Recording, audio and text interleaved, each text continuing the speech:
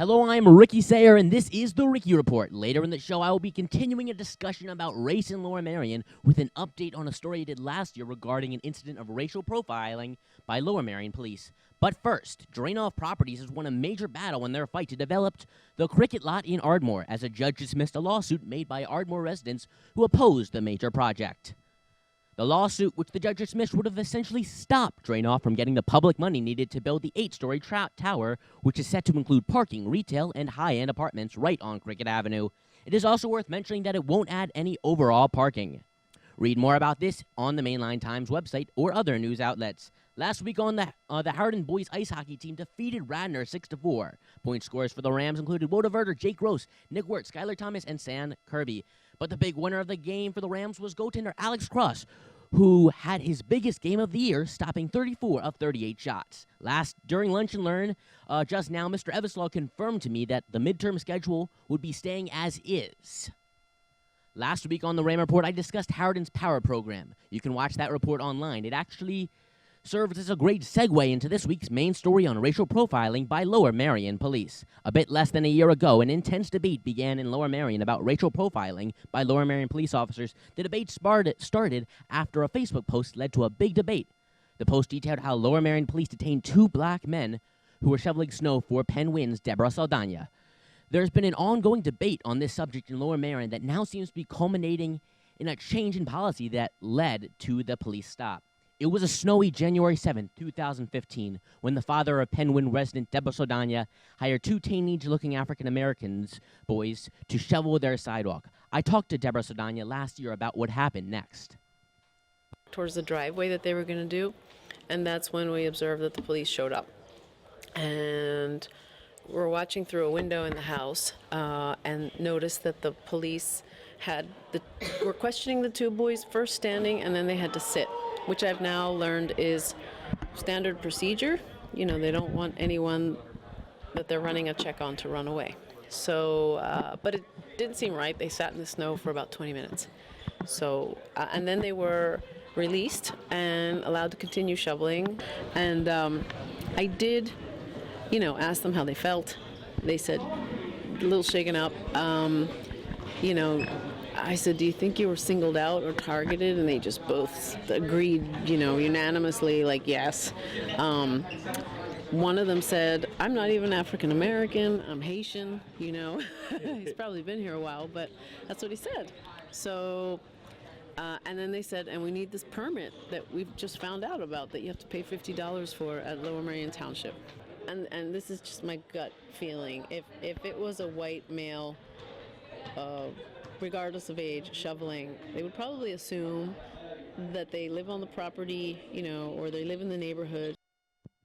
Now, the police had stopped the 2, who actually happened to be adults, for soliciting work without a permit, which is illegal in Lower Merion. That means you can't go door-to-door offering services such as painting, construction, or yard work.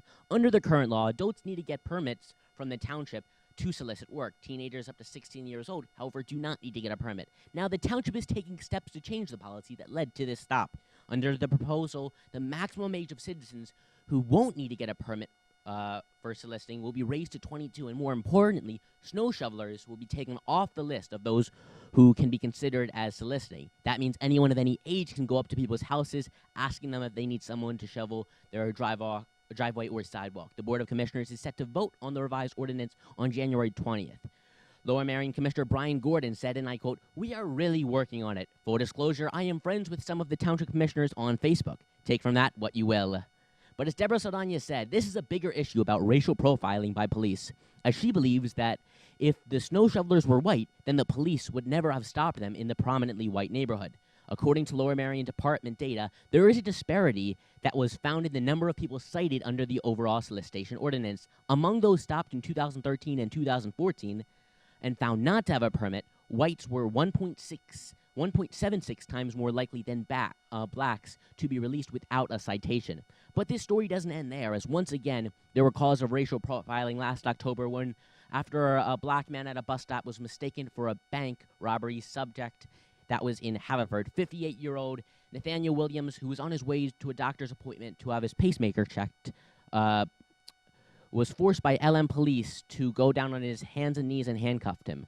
They were searching for a man who had just robbed the TD Bank down the street 10 minutes before. They thought Williams matched the description of a tall black male, 40 to 50 years old, wearing glasses and a hoodie with no car. Williams stayed on the ground for a few minutes before bank employees cleared him. At a police commission meeting, dozens of black residents spoke up, with one man saying that they felt like second-class citizens. In that case and the snow shoveling stops, which both sparked outrage on social media, internal reviews found that officers had followed the law and department protocol.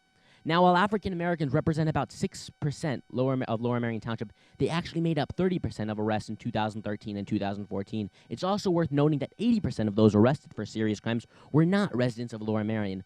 Police Superintendent Michael McGrath said that the community building efforts are ongoing. McGrath said that the problem was not how police acted, but rather a growing perception nationwide of police officers as racist or untrustworthy. He said that the unfortunate misperceptions about police services are lingering, and that's what we're looking on improving. He said it's a two-way street. Since last February, police have implemented more foot and biker patrols, scheduled coffee with a cop events, held forums, and released detailed statistics.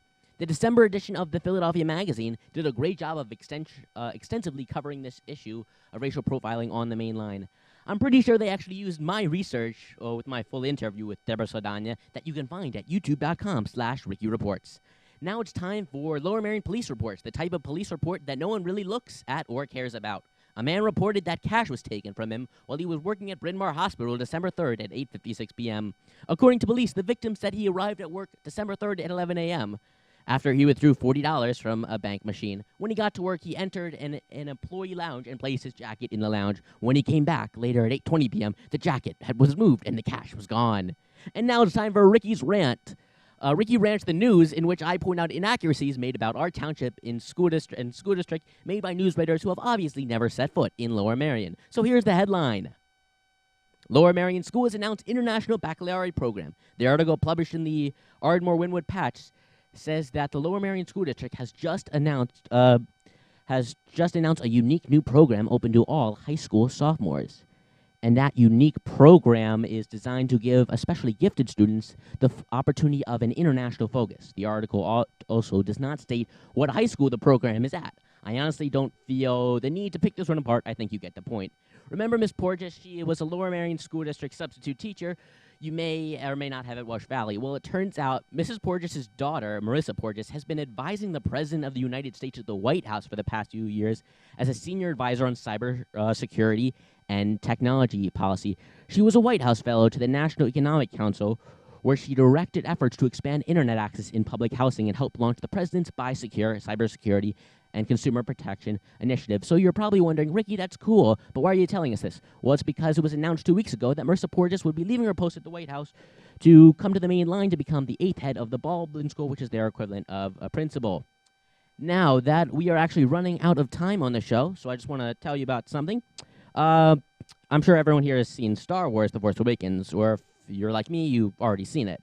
Anyway, there is another movie you all should see. It's called Spotlight. It stars Michael Keaton, Mark Ruffalo, Liev Schreiber, and others as they play investigative journalists on the Boston Globe's 2001 Spotlight team. You can watch them in the riveting, powerful movie as they uncover a major scandal in the Boston Archdiocese that has effects in the Catholic Church to this day.